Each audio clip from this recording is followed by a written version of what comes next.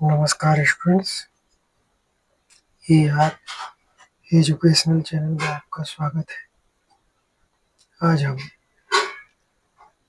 Class 9th का गणित chapter number 1 शुरू करने जा रहे हैं, जिसमें दिया है संख्या पद्धति, नंबर सिस्टम। अब नंबर सिस्टम क्या है देखते हैं। जैसे पहला दिया है कि प्राकृत संख्याएं, नेचुरल नंबर्स, जिन संख्याओं की सहायता से हम गिनती का काम लेते हैं या जिनकी सहायता से वस्तुओं की गणना की जाती है, उन्हें धनपूर्ण संख्याएं या प्राकृत संख्याएं कहते हैं। इन संख्याओं का प्रयोग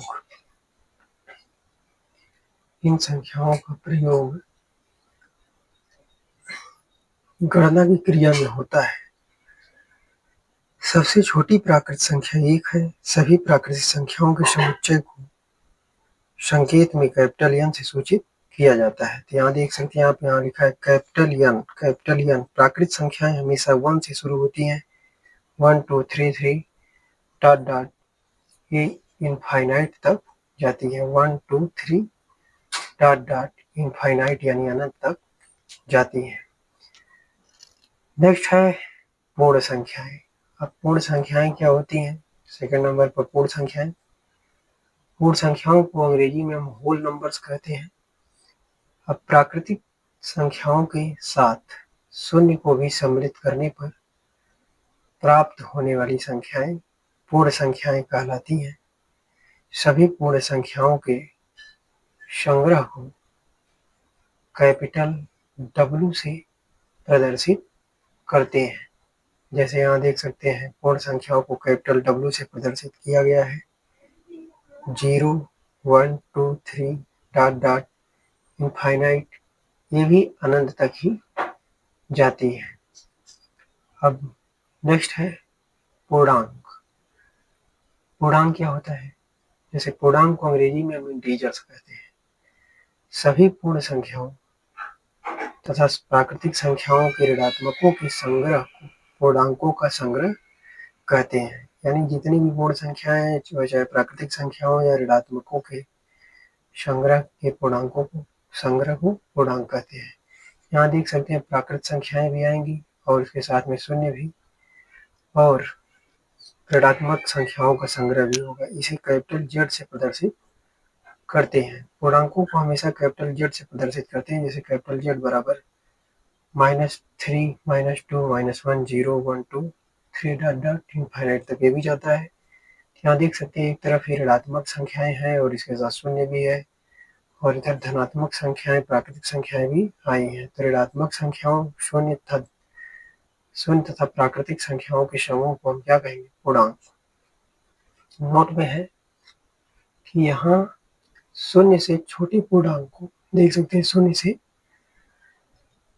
छोटे पूर्णांक को ऋणात्मक पूर्णांक तथा शून्य से बड़े पूर्णांक को धनात्मक पूर्णांक कहते हैं। नेक्स्ट है परिमेय संख्या। परिमेय संख्याओं को अंग्रेजी में रैशनल नंबर्स कहते हैं। ऐसी संख्याएं जो P/Q के रूप में व्यक्त की जा सकें, जहां P एवं Q पूर्णांक है और Q0 = 0 तथा P एवं Q में कोई गुणनखंड उभयनिष्ठ न हो, परिमेय संख्याएं कहलाती हैं। प्रत्येक पूर्णांक एक परिमेय संख्या है। जैसे A कोई पूर्णांक है, इसे हम A/1 के रूप में या A/1 के रूप में व्यक्त कर सकते हैं। जैसे पूर्णांक में धनात्मक, ऋणात्मक और शून्य सहित जो संख्याएं आती है उसे हम पूर्णांक कहते हैं। जैसे -3 आ गया तो -3/1 के रूप में हम इसको लिख सकते हैं।